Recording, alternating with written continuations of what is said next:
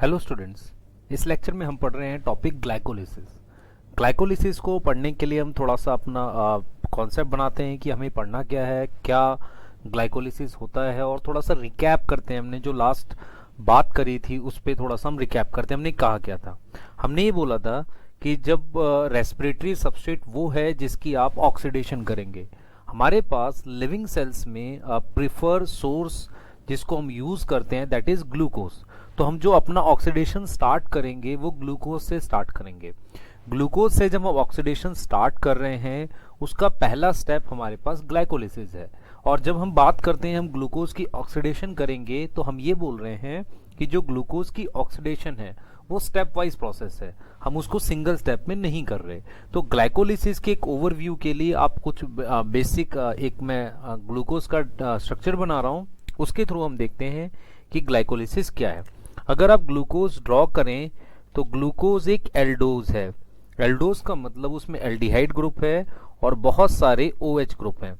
अब यही डेफिनेशन होती है हमारे पास कार्बोहाइड्रेट्स की। तो जो कार्बोहाइड्रेट्स होते हैं दे आर पॉलीहाइड्रोक्सी, एल्डिहाइड और कीटोन। तो हमने ये ग्लूकोज का ओपन चेन स्ट्रक्चर बनाया है ताकि हम ये समझ सकें कि हमें पढ़ना क्या है। ओके, ग्लाइकोलिसिस पढ़ने से पहले आपको ये समझना है कि जो ग्लूकोज है इस ग्लूकोज को हम ऑक्सीडाइज करने वाले हैं। हम इसको ऑक्सीडाइज करेंगे। क्लियर? इसको हम ऑक्सीडाइज करेंगे। उस ऑक्सीडेशन से हमारे पास एनर्जी बनेगी। ओके, उस एनर्जी को मैं स्टोर करूंगा आइदर ATP में और NADH में। आपने ये समझना है कि NADH is basically storage of electron, या हम ये समझें कि जो ग्लूकोज है, ग्लूकोज के ऑक्सीडेशन का मतलब ये होगा कि मैं उसकी एक तरीके से हाइड्रोजन रिमूव कर रहा हूँगा। मैं उसकी क्या रिमूव कर रहा हूँगा? हाइड्रोजन रिमूव कर रहा हूँगा। या मैं एक तरीके से ग्लूकोज का बेसिकली इलेक्ट्रॉन रिमूव करूँगा। अगर मैं ग्लूकोज का इलेक्ट्रॉन रिमूव कर रहा हूँ तो ये जो NADH है, ये एक तरीके से ग्लूकोज का इलेक्ट्रॉन कैरी करता है। अब इस NADH को जो हमारे पास ये है, इस NADH में ग्लूकोज के इलेक्ट्रॉन्स हैं जिसको मैं आगे यूज करके ATP बना पाऊंगा। तो आपने ये समझना है कि ग्लाइकोलिसिस या आगे फर्दर हम ग्लूकोज की स्टेप वाइज ऑक्सीडेशन करेंगे और उस प्रोसेस में हम जो बनाएंगे आइदर ATP और NADH बनाएंगे। अब जरा हम इस चीज को आगे लेके जाते हैं। हमने ये देखना है कि किसी भी कार्बन की कंप्लीट ऑक्सीडाइज स्टेट CO2 है। ओके, अब यहाँ पे अगर मैं देखूं, यहाँ पर जो कार्बन है वो अभी कंप्लीटली ऑक्सीडाइज नहीं है। तो इस पूरे प्रोसेस में ग्लाइकोलिसिस में ग्लूकोज जो होता है वो 3 कार्बन के पाइरूवेट में कन्वर्ट होता है और ऐसे 2 मॉलिक्यूल बनते हैं। अगर हम देखें टोटल 6 कार्बन हमारे पास प्रेजेंट होती है। इसका मतलब ये हुआ कि ग्लूकोज की ऑक्सीडेशन तो होती है but that oxidation is not complete oxidation, that oxidation is partial oxidation. तो हम क्या करेंगे, अब ये देखेंगे कि कैसे ये ऑक्सीडेशन पार्शियल है। फॉर एग्जाम्पल, अगर मेरे पास किसी कार्बन पर अल्कोहल ग्रुप है, किसी कार्बन पर मेरे पास अल्कोहल ग्रुप है, तो मैं क्या करूंगा, उस अल्कोहल ग्रुप जो मेरे पास है उस अल्कोहल ग्रुप को ऑक्सीडाइज करूंगा कीटोन में। ओके, तो ये थोड़ा सा मैंने ऑक्सीडाइज कर दी। या मैं उसको अगर टर्मिनल होगा तो उसको ऑक्सीडाइज कर पाऊंगा किस में? एल्डिहाइड में। और फिर फर्दर ऑक्सीडेशन में मैं उसको कन्वर्ट करूंगा कार्बोक्सिलिक एसिड में एंड देन CO2 में। तो हम ये पढ़ेंगे इस चैप्टर में, या इन ग्लाइकोलिसिस में भी हम ये देखेंगे कि कैसे अगर कार्बन पर अल्कोहल ग्रुप है तो उस अल्कोहल ग्रुप को कैसे कीटोन में या एल्डिहाइड में ऑक्सीडाइज किया जाएगा and then further it is oxidise into COH and finally we need to form CO2। In case of glycolysis हम CO2 नहीं बना रहे हैं। इसका मतलब जो ये कार्बन है अल्कोहल वाली, ये मे बी कीटोन में या हम एल्डिहाइड में या कार्बोक्सिलिक एसिड में ऑक्सीडाइज हो रही होगी और उस ऑक्सीडेशन से ATP या NADH बनेगा। NADH का मतलब NADH is carrying electron of glucose. Okay, तो अब इस प्रोसेस का हमने कुछ केमिस्ट्री बेस्ड एस्पेक्ट पे बात कर ली। ओके, तो अब हम ये देखेंगे कि ग्लाइकोलिसिस क्या है, क्या डिटेल्स हैं, उस पे हम लोग बात कर लेते हैं। तो सबसे पहले हम ये देखते हैं कि ग्लाइकोलिसिस क्या है। तो हम स्टार्ट करते हैं ग्लाइकोलिसिस के बारे में। तो सबसे पहले आप ये समझें कि हमारे पास रेस्पिरेटरी सबस्ट्रेट ग्लूकोज है। तो हम क्या कर रहे हैं, ग्लूकोज का पार्शियल ऑक्सीडेशन कर रहे हैं। ओके, हम ग्लूकोज का पार्शियल ऑक्सीडेशन करते हैं ग्लाइकोलिसिस में। ग्लाइकोलिसिस का मतलब ग्लूकोज की लाइसिस, लाइसिस मींस हम ऑक्सीडेशन कर रहे हैं, and that oxidation is not complete क्योंकि कोई CO2 रिलीज नहीं हो रही है। दूसरा, ग्लाइकोलिसिस की location, location is basically cytoplasm. Location is basically cytoplasm. ये ग्लाइकोलिसिस जो हम कर रहे हैं साइटोप्लाज्म में कर रहे हैं। इसका मतलब ये होगा क्योंकि ग्लाइकोलिसिस में टोटल 10 रिएक्शंस हैं, टोटल हमारे पास 10 रिएक्शंस हैं, 10 रिएक्शंस हैं, and these reactions are catalysed by 10 enzymes. Total 10 enzymes हैं। तो इसका मतलब ऑल एंजाइम्स की लोकेशन साइटोप्लाज्म में होगी। तो सारे के सारे एंजाइम हमारे पास साइटोप्लाज्म में है। दूसरा, glucose is prefer respiratory substrate for both prokaryotes and eukaryotes. इस बात का क्या मतलब हुआ? इसका मतलब ये हुआ कि प्रोकैरियोट्स और यूकैरियोट्स में ग्लूकोज को हम मेनली यूज कर रहे हैं। तो अब हम इस बात से ये समझ सकते हैं कि ग्लाइकोलिसिस क्योंकि साइटोप्लाज्म में हो रही है तो ये कॉमन प्रोसेस हो सकता है। और हम इस बात को आपको जान रहे हैं, इस बात में हम लोग डिस्कस कर रहे हैं कि क्योंकि ऑक्सीडेशन जो है वो एक कॉमन प्रोसेस एनर्जी बनाने का, तो हम इस चीज को समझेंगे कि जो ग्लाइकोलिसिस है वो कॉमन पाथवे है, कॉमन पाथवे है for prokaryotes and eukaryotes. For eukaryotes हम बोल सकते हैं एंड प्रोकैरियोट्स। तो दोनों तरह के सेल्स में ग्लाइकोलिसिस ही मेनली पाथवे है जिसके थ्रू आप ऑक्सीडेशन से एनर्जी बनाते हैं। दूसरा, इसमें टोटल 10 एंजाइम है और हम ये देखेंगे उन 10 रिएक्शंस में से 3 इरिवर्सिबल स्टेप हैं। इरिवर्सिबल का मींस ये सिर्फ फॉरवर्ड डायरेक्शन में पॉसिबल है और बाकी के स्टेप रिवर्सिबल हैं। अगर हम इस चीज का रिवर्सिबल और इरिवर्सिबल का मेटाबॉलिज्म में क्या इंप्लीकेशन होता है आप इस चीज को समझें। अगर मुझे पाइरुवेट से वापसी ग्लूकोज बनाना है, पाइरुवेट से अगर मुझे वापसी ग्लूकोज बनाना है, मैं पाइरुवेट को अगर डिफाइन करूं, पाइरुवेट कार्बोहाइड्रेट नहीं है, उसमें कार्बोक्सिलिक ग्रुप होता है, तो पाइरुवेट इज नॉट कार्बोहाइड्रेट। तो पाइरुवेट से अगर आप ग्लूकोज बनाएंगे जिसे हम ग्लूकोनियोजेनेसिस कहते हैं, तो टोटल ग्लाइकोलिसिस में 10 स्टेप हैं, टोटल 10 स्टेप हैं, उसमें से 3 इरिवर्सिबल हैं। अगर मैं उन इरिवर्सिबल स्टेप्स को बाईपास कर सकूं तो मैं पाइरुवेट से ग्लूकोज वापसी बना सकता हूं। इस बात का ये मीनिंग हुआ। अब हम ये देख रहे हैं कि जब हम पाइरुवेट से ग्लूकोज बना सकते हैं और हमें सिर्फ उन 3 इरिवर्सिबल स्टेप को बाईपास करना है, तो वो कौन से स्टेप हैं? वो है हमारे पास फर्स्ट, थर्ड और 10th स्टेप। तो ये 3 स्टेप इरिवर्सिबल हैं। दूसरा, हमने ये समझना है कि किसी भी मेटाबॉलिक पाथवे का कंट्रोल इनिशियल स्टेप्स पर होता है। तो कंट्रोल इनिशियल स्टेप्स में होगा। कंट्रोल इनिशियल स्टेप्स का मतलब ये हुआ कि उस पाथवे को हम कंट्रोल करेंगे शुरुआती स्टेप्स में। ओके, अगर मैं इस बात के डिस्कशन को आगे लेके जाऊं तो हम ये समझेंगे कि ग्लाइकोलिसिस का मेन कंट्रोल 3rd स्टेप पर होता है। जो एंजाइम 3rd स्टेप कंट्रोल करता है उसी के थ्रू ग्लाइकोलिसिस में मेटाबॉलिक फ्लक्स या मूवमेंट ऑफ मेटाबोलाइट्स को कंट्रोल किया जाता है। ओके, तो यहां से हमने ये देखा कि ग्लाइकोलिसिस में टोटल 10 स्टेप हैं। 10 स्टेप में से 3 इरिवर्सिबल है। ग्लाइकोलिसिस की लोकेशन बेसिकली साइटोप्लाज्म है। ग्लाइकोलिसिस में कोई CO2 नहीं बनता, that's why it is a partial oxidation. और ग्लाइकोलिसिस स्टेप्स जो हैं वो discovered by 3 scientist. It is also known as EMP pathway, that is Embedden, Meyerhoff and Parnas. तो these 3 scientists discovered metabolic pathway glycolysis, तो इसलिए इसको EMP pathway भी बोलते हैं। And location of EMP pathway is cytoplasm. अब हम आगे जाते हैं, ग्लाइकोलिसिस के क्या स्टेप्स हैं इसके बारे में देखते हैं।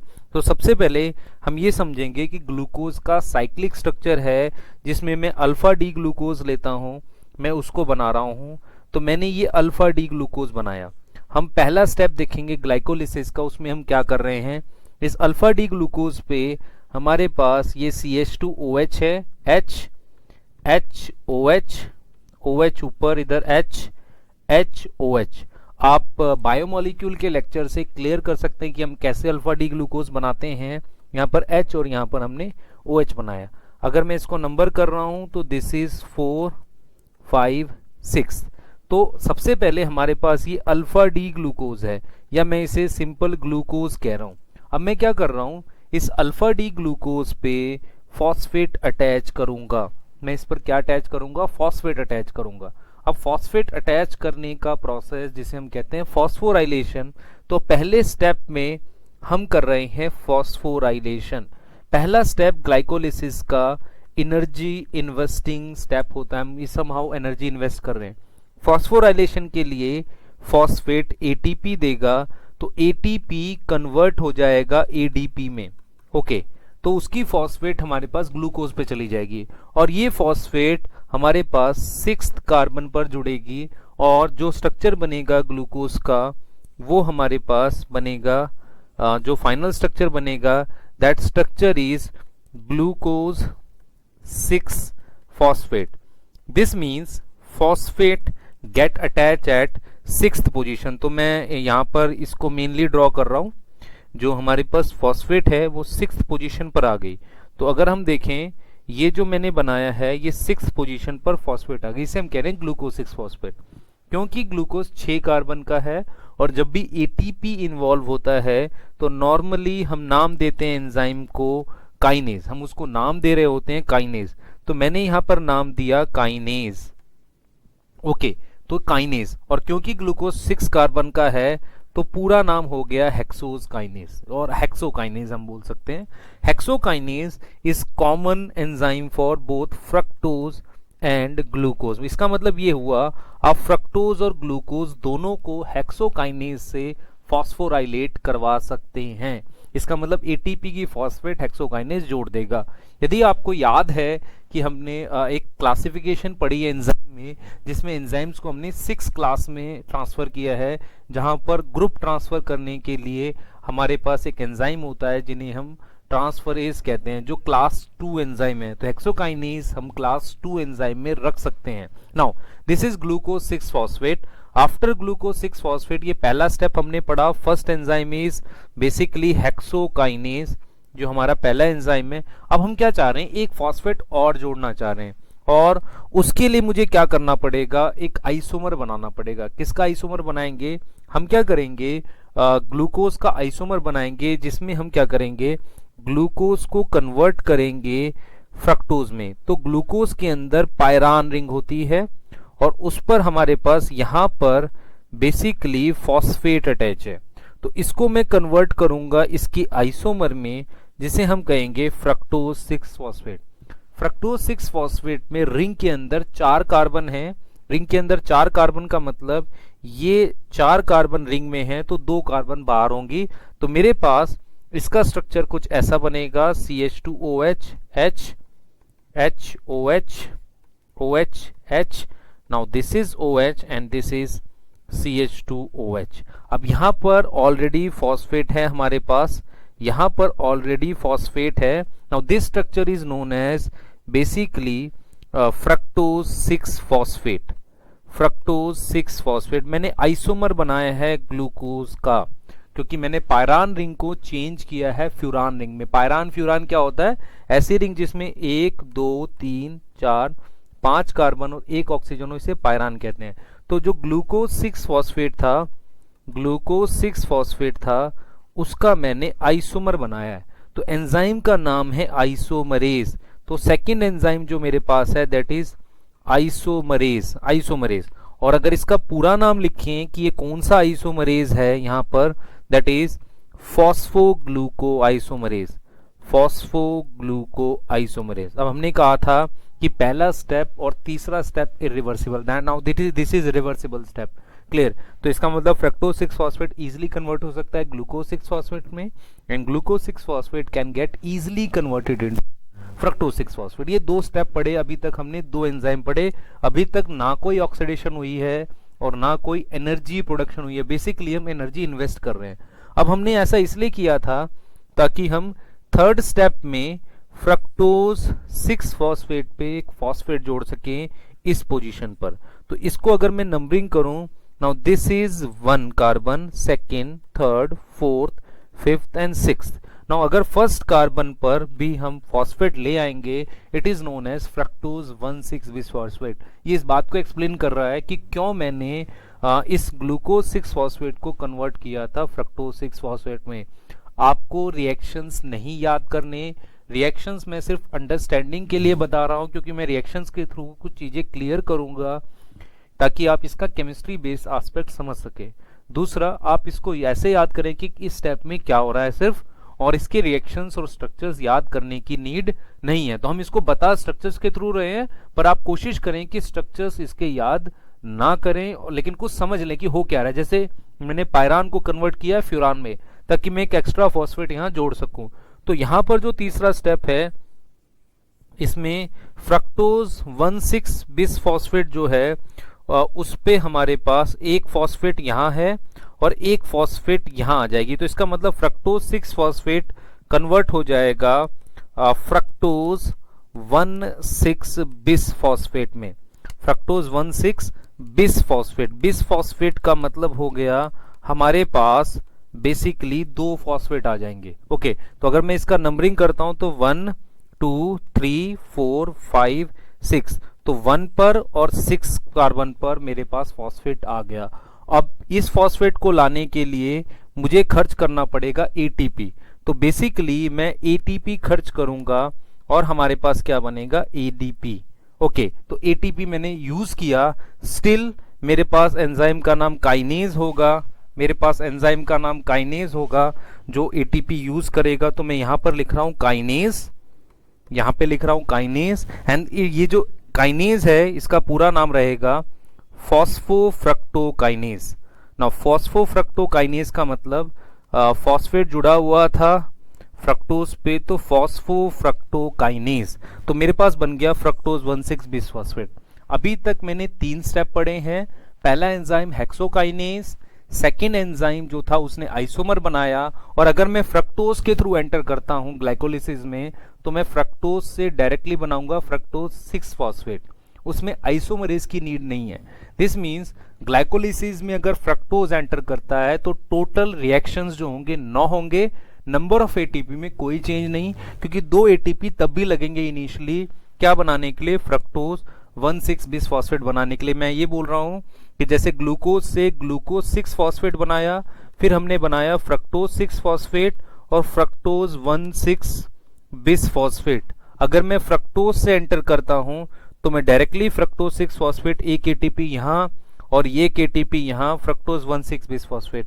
तो बेसिकली यहां पर भी जो लगेगा वो हेक्सोकाइनेज है जो यहां लग रहा है इस प्रोसेस में, यहां जो लग रहा है। तो सेम हेक्सोकाइनेज यहां भी लगेगा। इसका मतलब ये हुआ कि मेरे पास एंजाइम्स का एक ये आइसोमरेज नहीं लगेगा, ये जो लोकेशन है यहाँ आइसोमरेज चाहिए, इस लोकेशन का आइसोमरेज बच जाएगा। अब हमने हमारे पास 6 की फ्रक्टोज 1,6 फॉस्फेट पढ़ चुके हैं। उसके आगे जाते हैं, क्या हो रहा है ये देखते हैं। जैसे ये फ्रक्टोज 1,6 बिसफॉस्फेट है जिसकी 6th कार्बन पर और 1st कार्बन पर फॉस्फेट है, 6th और 1st कार्बन पर फॉस्फेट है। ये 2 इसके पास फॉस्फेट हैं। अगर हम नंबर डाल रहे हैं इस पे 4, 5, 6, तो 6th और 1st कार्बन, तो हम ये देखेंगे कि जो फ्रक्टोज 1,6 बिसफॉस्फेट है वो टूट जाएगा। टूटने का मतलब है वो ब्रेक होगा, ऑक्सीडाइज होगा, बेसिकली हाइड्रोलाइज स्प्लिट होगा, बिसफॉस्फेट स्प्लिट होगा 2 शुगर में। क्लियर। अब आप इस चीज को ऐसे समझे, केमिस्ट्री में 12th क्लास में एक रिएक्शन पढ़ाया जाता है दैट इज एल्डोल कंडेंसेशन।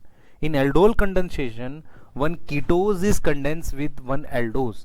यहां पर हम क्या कर रहे हैं, एल्डोल क्लीवेज कर रहे हैं। इसका मतलब ये होगा कि फ्रक्टोज 1,6 बिसफॉस्फेट को जब मैं क्लीव करूंगा तो 3 कार्बन की 2 शुगर बनाऊंगा, 3 कार्बन की, एक कीटोन वाली शुगर और एक एल्डिहाइड वाली शुगर।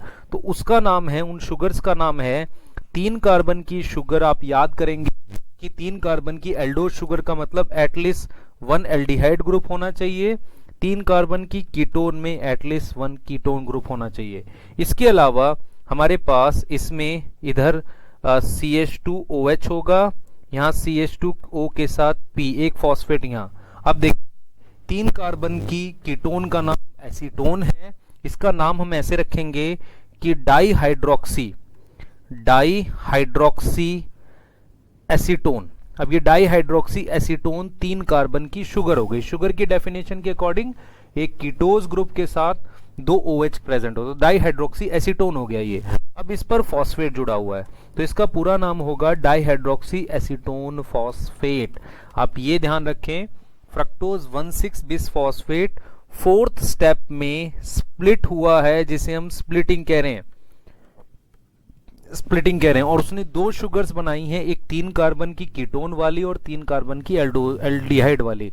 उस शुगर का नाम है हमारे पास, यहाँ मैंने फॉस्फेट यहाँ जोड़ दिया तो 2 फॉस्फेट है, एक एल्डिहाइड वाली शुगर के पास एक कीटोन, तो ये जो है ये एल्डिहाइड वाली शुगर है, इसका नाम है ग्लिसल्डिहाइड। ग्लिसल्डिहाइड 3 कार्बन की शुगर है और उस पर फॉस्फेट भी जुड़ा हुआ है, तो पूरा नाम आएगा ग्लिसल्डिहाइड फॉस्फेट, और फॉस्फोग्लिसल्डिहाइड। तो हमने ये देखा कि फ्रक्टोज 1,6 बिसफॉस्फेट स्प्लिट किया है 2 शुगर्स में, एक 3 कार्बन की कीटोज है जिसको इन शॉर्ट कह सकते हैं dihydroxy acetone phosphate. Sugar is dihydroxy acetone. Now glyceraldehyde is also sugar, in short it is known as PgAl। अब हमारे पास 3 कार्बन की कीटोज और एल्डोज बन गई। ये शुगर जो है, इसके लिए जो एंजाइम है, now this enzyme is aldolase. तो ये 4th एंजाइम है जो यहाँ यूज हुआ है, एल्डोलेज। क्लियर। अब हमने ये समझना है कि ये शुगर्स आपस में इंटर कन्वर्टिबल हैं, जिसके लिए मुझे एक एंजाइम चाहिए जो कि 5th स्टेप होगा, दैट इज आइसोमरेज। तो आइसोमरेज किसका, दोनों 3 कार्बन की शुगर हैं, तो पूरा नाम हम बोल सकते हैं ट्रायोस फॉस्फेट आइसोमरेज। तो हमारे पास अभी तक जो हमने पढ़ा है वो ये पढ़ा है कि जो ग्लूकोज था, ग्लूकोज से ग्लूकोज 6 फॉस्फेट, फ्रक्टोज 6 फॉस्फेट, फिर हमने बनाया फ्रक्टोज 1,6 बिस फॉस्फेट, और ये टूट गया 2 शुगर्स में, एक है डाईहैप जो 3 कार्बन की कीटोज है, और एक है PgAl। यहां तक आपको एग्जैक्टली समझ आ रहा है कि क्या हो रहा है। अब ये जो PgAl और डाईहैप है, ये आपस में इंटर कन्वर्टिबल हैं। ओके, तो इसके लिए एंजाइम चाहिए। तो ये 1st स्टेप हो गया हमारे पास, ये 2nd step, this is 3rd, ये स्प्लिटिंग इज 4th। नाउ इनकी आपस में कन्वर्जन 5th। अब यहां पर एक कॉन्सेप्ट है, अगर मैं कहता हूं कि 20 फ्रक्टोज 1,6 बिसफॉस्फेट थे, वो स्प्लिट किए हैं और उसने 20 डाईहैप और 20 PgAl बनाया है। अगर यहां से PgAl ऐसा आगे फॉरवर्ड रिएक्शन में जाएगा तो डाईहैप कन्वर्ट हो जाएगा किसमें, PgAl। मैं बिल्कुल जो यूज कर रहा हूं that is basically Le Chatelier principle chemistry का, जिसमें हम ये कह रहे हैं कि जो कम होगा ये उसकी तरफ मूव कर जाएगा। तो हम ये कह रहे हैं PgAl यहां से आगे रिएक्शन में टेक पार्ट करेगा तो डाईहैप ऑटोमेटिकली PgAl में कन्वर्ट हो जाएगा। तो इसके बाद हम 5th स्टेप देखेंगे जिसमें हम PgAl पढ़ेंगे और PgAl से रिएक्शन डबल हो जाएगा क्योंकि डाईहैप किस में कन्वर्ट होगा, PgAl में। तो अब हम 5th स्टेप देखते हैं जिसमें PgAl जो कि हमने कहा 3 कार्बन का एल्डोज है। अब आप इस चीज को समझें, मुझे ऑक्सीडेशन पढ़नी है, वेदर इट इज पार्शियल और कंप्लीट ऑक्सीडेशन, रेस्पिरेशन में मुझे ऑक्सीडेशन दिखनी चाहिए। अब इसमें मैंने क्या किया हुआ है, यहाँ पर OH है और यहाँ CH2O के साथ P है। अब मैं यहाँ पर ऑक्सीडेशन करूंगा इसकी। क्लियर। तो जो 5th स्टेप है उस पे हम देखते हैं कि PgAl का क्या होगा। तो सबसे पहले हम PgAl ड्रॉ कर रहे हैं। PgAl एक एल्डोज है, एक शुगर है जिसमें एल्डिहाइड है। ओके, तो मैंने ये PgAl बना दिया जिसमें मैंने ये फॉस्फेट यहाँ बनाया है, इसका नाम है PgAl, फॉस्फोग्लिसरल्डिहाइड। अगर मैं कार्बन वाइज काउंट करूँ 1 2 3, 3 कार्बन की एल्डोज शुगर है। अब क्या करेंगे, हम ऑक्सीडेशन करेंगे इसका। ऑक्सीडेशन में आप ध्यान रखें, मैं ऑक्सीडेशन जब करूंगा तो मेरे पास ये जो एल्डिहाइड है इसको ऑक्सीडाइज करके कार्बोक्सिलिक एसिड में कन्वर्ट करेंगे, तो मेरे पास ये बन सकता है यहाँ पर COH। ओके, बाकी मेरे पास ये OH यहाँ है और H यहाँ है, ये एज इट इज रह जाएगा OHH, और यहाँ पर CH2O के साथ P। क्लियर, ये मैंने ऑक्सीडेशन करी है। अब आप एक चीज समझिए, oxidation of PgAl will release electrons, उस इलेक्ट्रॉन्स को मैं दे दूंगा NAD+ को, और उसकी रिडक्शन करके बना देंगे NADH। This means NADH basically have electrons of PgAl, या मैं बोल सकता हूं ग्लूकोज। तो ग्लूकोज के इलेक्ट्रॉन अल्टीमेटली मेरे पास PgAl के पास हैं, PgAl के इलेक्ट्रॉन जो हैं वो NADH के पास है। अब इस स्टेप में मैंने NADH लिखा है, जब भी NADH इन्वॉल्व होगा एंजाइम का नाम डिहाइड्रोजिनेज, और मैं पूरा नाम लिखूंगा फॉस्फोग्लिसरल्डिहाइड डिहाइड्रोजिनेज। क्लियर, सबस्ट्रेट के नाम से हमने लिख दिया इसे। अब NAD+ से NADH बना, ये ऑक्सीडेशन हुई है। अब आप इस चीज को समझे, oxidation of this carbon, this CHO, basically ये CHO है, इनटू एल्डिहाइड जो ये बनाया हमने, इसमें extra amount of energy present है, तो हमने इस कंपाउंड का नाम लिखा 3-फॉस्फोग्लिसरेट। अब इस चीज को जरा देखें, मैं भी क्या बता रहा हूं इसमें। 3-फॉस्फोग्लिसरेट, बिल्कुल ध्यान दें, मेरे पास एक्स्ट्रा एनर्जी थी तो मैंने क्या किया, एक टेम्पररी फॉस्फेट जोड़ लिया। ऐसा हम करेंगे कि जब एक्स्ट्रा एनर्जी बनेगी ऑक्सीडेशन में, टेम्पररी कोई ग्रुप जोड़ेंगे, और जब उसको रिमूव करेंगे उससे हम ATP बना पाएंगे। तो यहां पर क्या किया हमने, टेम्पररी फॉस्फेट जोड़ा है, जो कि मैंने इसकी फर्स्ट कार्बन पर ही जोड़ दिया।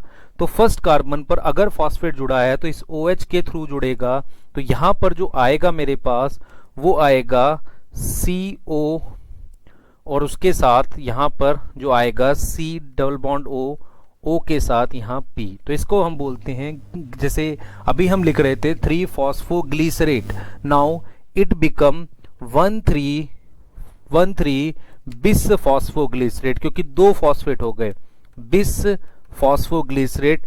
इन short it is known as 1,3-BPG। Okay, अब आप चीज समझें इसे, मैंने ऑक्सीडेशन करी है, उससे NADH बनाया है, एक्स्ट्रा एनर्जी से टेम्पररी फॉस्फेट जोड़ लिया, और उस फॉस्फेट को थर्ड पोजीशन पे जोड़। अगर मैं उस फॉस्फेट को निकाल लूं तो मैं क्या करूंगा, उस फॉस्फेट से ATP बना लूंगा। तो वो फॉस्फेट मैंने किसको दे दी, ATP को, तो ADP से ATP बन गया। अब मैं क्या कर सकता हूं, यहां पर मैं क्या कर सकता हूं, इस एनर्जी से मैं बेसिकली जो बनाऊंगा उसका नाम रहेगा 3-फॉस्फोग्लिसरेट। तो ये वाला फॉस्फेट हट जाएगा और बेसिकली मेरे पास 3-फॉस्फोग्लिसरेट आ जाएगा, तो 3-फॉस्फोग्लिसरेट बन जाएगा। तो हमने क्या किया, इस ऑक्सीडेशन को 2 स्टेप में किया। ओके, एक स्टेप में टेम्पररी फॉस्फेट जोड़ा है, और फिर नेक्स्ट मैंने वो फॉस्फेट रिमूव करके, बेसिकली वो फॉस्फेट यहाँ से रिमूव करके और उस एनर्जी से ATP बनाया है। ठीक है, ये हमारे पास 3-फॉस्फोग्लिसरेट आ गया, जैसे कि हमने ऊपर बनाया हुआ है। 3-फॉस्फेट ग्लिसरेट वुड बी COOH, यहाँ पर OHH है, और इस आखिरी वाली कार्बन पर फॉस्फेट है हमारे पास, CH2OP करके मैं लिख सकता हूँ, दिस इज फॉस्फेट। मैं रिपीट कर रहा हूँ, आपने रिएक्शंस नहीं याद करने, लेकिन आपने ये समझना है कि ये 5th स्टेप जो हम पढ़ रहे हैं, इस 5th स्टेप में डिहाइड्रोजिनेज जो हमारे पास है, यहाँ पर हमने क्या किया था, स्प्लिटिंग करी थी हमने 4th स्टेप में। 5th स्टेप में हमने आइसोमर बनाया था, तो इस 6th स्टेप में हमने क्या करी है, ऑक्सीडेशन करी है, और 7th स्टेप में हमने ATP बनाई है। अब एक चीज समझें, ATP हमारे पास 2 तरीके से बन सकती है।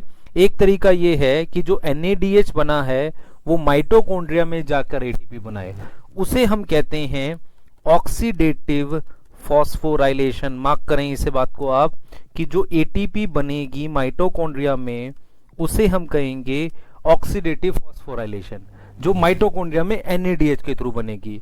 एक एटीपी यहाँ डायरेक्ट बनी है जो इस स्टेप में बनी है यहाँ से 3 फॉस्फोग्लिसरेट के बीच में, इसे हम कहेंगे SLP। SLP का मतलब है सबस्ट्रेट लेवल फॉस्फोराइलेशन। तो जो phosphorylation word is for ATP synthesis. हमारे पास टोटल 3 वे होते हैं ATP सिंथेसिस के। One is SLP substrate level phosphorylation, another is OP oxidative phosphorylation and third is photophosphorylation. तो हम देखेंगे इसको केमियोस्मोटिक हाइपोथेसिस से लिंक करके फोटोसिंथेसिस वाले चैप्टर में। तो हम देखते हैं जरा कि यहाँ पर जो ATP बनेगी वो SLP की होगी जो 7 स्टेप में बनेगी।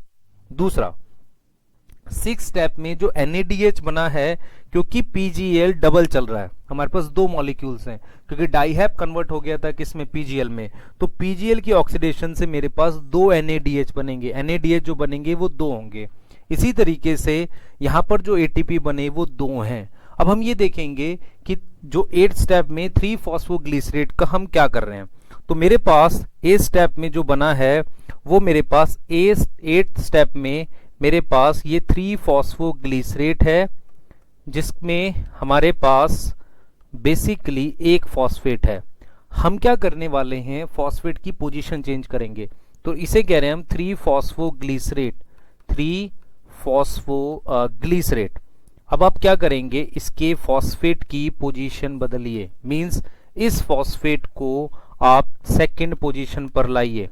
ओके, तो उस कंपाउंड को हम बोलेंगे 2 फॉस्फोग्लिसरेट। अब आप एक चीज समझें, हमने यहाँ पर जो देखा, क्योंकि ATP सिंथेसिस हुई है तो मैं काइनेज लिख सकता हूँ, फॉस्फोग्लिसरेट काइनेज। तो हमने यहाँ पर देखा था कि जो 3 फॉस्फोग्लिसरेट है उसमें यहाँ पर फॉस्फेट है। मैं क्या करूंगा, इस फॉस्फेट की पोजीशन चेंज कर रहा हूं यहाँ पर, तो ये यहाँ पे आ रहा है, उससे मेरा ये आइसोमर बन रहा है। जैसे ग्लूकोज का आइसोमर बना था, वो बना था फ्रक्टोज। तो ऑलरेडी मैं ये 3rd आइसोमरेज है जो इसमें यूज कर रहा हूँ 8 स्टेप में। तो यहाँ पर मैं यूज करूंगा आइसोमरेज, जिसको हम एक और नाम से जानते हैं, दैट इज म्यूटेज। ओके, जिसमें मैं क्या कर रहा हूँ, पोजीशन शिफ्ट कर रहा हूँ किसकी, फॉस्फेट की, जिसमें फॉस्फेट जो है वो अब सेकंड पोजीशन पर आ गया और यहाँ पर मेरे पास CH2OH। तो नाउ यहाँ पर 3rd पोजीशन से सेकंड पोजीशन पर फॉस्फेट मूव किया है। Now it is known as 2 phosphoglycerate, 2PG और 2 फॉस्फोग्लिसरेट, 2 फॉस्फोग्लिसरेट। अब आप इस चीज को सोचें, 2 फॉस्फोग्लिसरेट बनाने का मेन पर्पस ये था कि मैं यहां से OH रिमूव करूंगा। ओके, और इस कार्बन पर मेरे पास H है, यहां से मैं H रिमूव करूंगा और डबल बॉन्ड इंट्रोड्यूस करूंगा।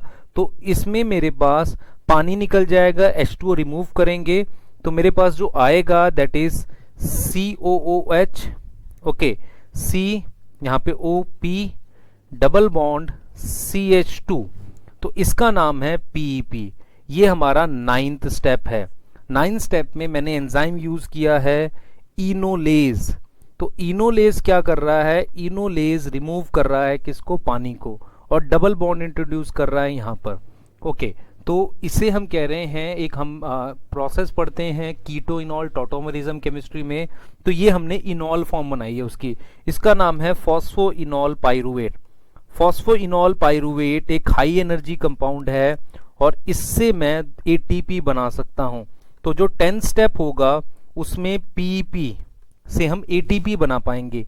PEP हमारे पास जो है वो इस तरीके से है, जिस पे एक फॉस्फेट लगा हुआ है और मैं अगर उस फॉस्फेट को रिमूव कर दूं तो उस एनर्जी से मैं ADP से ATP बना पाऊंगा। नाउ दिस 10th स्टेप में जो ATP बन रही है it is also of SLP, और क्योंकि यहां से डबल चल रहा है तो इसको मैं ये 2 ATP बन रही हैं।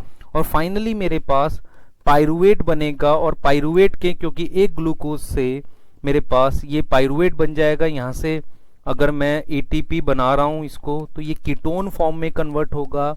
तो अगर आप ध्यान से देखें पाइरुवेट एक कीटो एसिड है। कीटो एसिड का मतलब COH के बगल में कीटोन लगा हुआ है, तो मेरे पास एक कीटो एसिड बन जाएगा। कीटो एसिड की डिटेल आपके मिनरल न्यूट्रिशन के चैप्टर में गिवन है।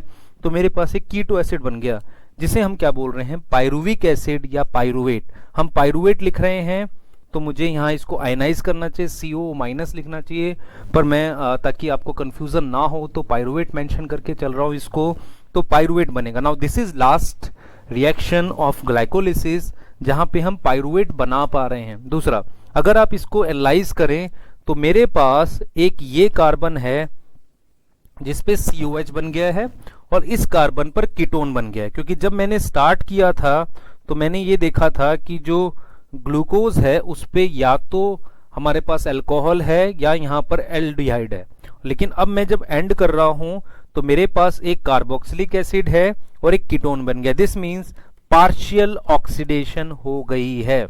ओके, और उस एनर्जी से या वो जो इलेक्ट्रॉन्स रिमूव हुए वो मेरे पास किसके पास हैं, जो मेरे को वो मिले इस स्टेप में, 6 स्टेप में NADH के पास। उसके अलावा extra energy is in form of ATP। अब मैं अगर इसको इस तरीके से लेके जाऊं इस प्रोसेस को, तो हमने क्या किया, हमने ग्लूकोज लिया, उससे बनाया ग्लूकोज 6 फॉस्फेट, तो हमने एक ATP यहां खर्च किया है। ओके, और इसे हमने फॉस्फोराइलेशन बोला।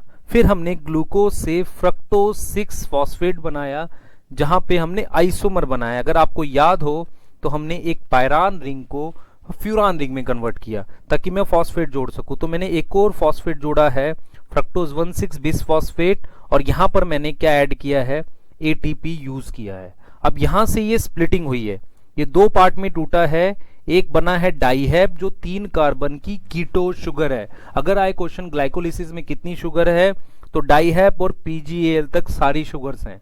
उसके बाद ये आपस में इंटर कन्वर्ट हुआ है, तो first, second, third, fourth, 5th step तक अभी तक हमने कोई प्रॉपर ऑक्सीडेशन एज सच नहीं की है। फिर हम क्या कर रहे हैं, जो PgAl है, PgAl से रिएक्शन आगे जा रहा है, और क्योंकि डाइहेप कन्वर्ट हुआ है किसमें, PgAl में, तो PgAl से रिएक्शन डबल चल रहा है। तो PgAl जो है उसकी हम ऑक्सीडेशन करके 1,3-BPG बना रहे हैं। तो ये पहली नॉन शुगर है, 1,3-BPG एसिड है। ये शुगर के लिए एल्डिहाइड या कीटोन ग्रुप होना कंपलसरी है। तो हमने बनाया है 1,3-बिस फॉस्फोग्लिसरेट। यहाँ पर हमने पहला ऑक्सीडेशन प्रोडक्ट बनाया है जिसे हम कह रहे हैं NADH। क्लियर? और ये जो NADH है इसके पास इलेक्ट्रॉन्स हैं किसके, ग्लूकोज के, और हम कह सकते हैं PgAl के।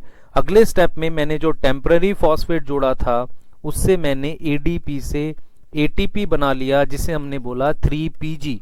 3PG पे हमने पोजीशन शिफ्ट करी है और बनाया है 2PG। 2PG से मैंने PP बनाया है और PP से पायरुवेट बनाया है। तो हमने देखा था यहाँ पोजीशन शिफ्ट करी है, यहाँ पानी निकाला है, तो मेरे पास इनॉल फॉर्म आई है पायरुवेट की।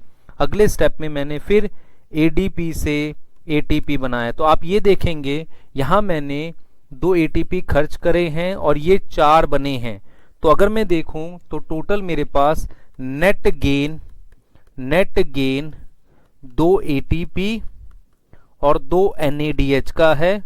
इसके अलावा 2 पायरुवेट बनेंगे जो मेरे पास, ध्यान से समझिए आप, 2 पायरुवेट बनेंगे जो कि पार्शियल ऑक्सीडेशन का प्रोडक्ट है। अब पायरुवेट का फर्दर ऑक्सीडेशन डिपेंड करेगा कि किस टाइप के सेल में हो रहा है, लेकिन अभी के लिए आप ये समझे कि ग्लाइकोलिसिस में ये जो 2 ATP बनी हैं ये हमारी SLP की हैं। SLP सबस्ट्रेट लेवल फॉस्फोराइलेशन, ये 2 ATP SLP की है, डायरेक्ट ATP हैं। अब ये ATP ग्लाइकोलिसिस में वेदर NADH बनाए ना बनाए ये 2 तो जरूर मिलेंगे। तो ये जो 2 NADH हैं ये जाके माइटोकॉन्ड्रिया में टोटल 6 ATP दे सकता है। तो ये 6 ATP बना सकता है, कुछ केसेस में ये 4 ATP बनाता है। इसी बेस पर हम 36 और 38 ATP की बात करते हैं। तो नेट गेन हमारे पास 2 ATP का है ग्लाइकोलिसिस के अंदर। ग्लाइकोलिसिस में मेन कंट्रोल PFK का है, मींस PFK फॉस्फोफ्रक्टोकाइनेस 3rd स्टेप पे हम इसको कंट्रोल करते हैं। तो हम ग्लाइकोलिसिस को अगर समराइज करें, ये एक पार्शियल ऑक्सीडेशन है जो साइटोप्लाज्म में हो रही है, जिसमें ग्लूकोज की कार्बन को मैं पार्शियली ऑक्सीडाइज कर रहा हूँ आइदर इन कीटोन, और मेरे पास जो प्रोडक्ट बन रहा है दैट इज पायरुवेट जो एक कीटो एसिड है। इसकी फर्दर ऑक्सीडेशन होगी, और कब तक होगी, जब तक मैं CO2 ना बना लूँ यूकैरियोटिक सेल में, या ये डिपेंड करेगा कि किस तरह का सेल है इसकी फर्दर ऑक्सीडेशन के लिए। तो जो मेरे पास प्रोडक्ट बना वो हमारे पास 2 ATP और 2 NADH। अगर क्वेश्चन आता है कि number of ATP in glycolysis by SLP 2, number of ATP by aerobic respiration, तब हम 8 मार्क कर सकते हैं बिकॉज एरोबिक रेस्पिरेशन में वो 6 एटीपी NADH के थ्रू भी काउंट हो सकती है। तो ग्लाइकोलिसिस एक पार्शियल ऑक्सीडेशन है। इसके बाद हम देखेंगे कि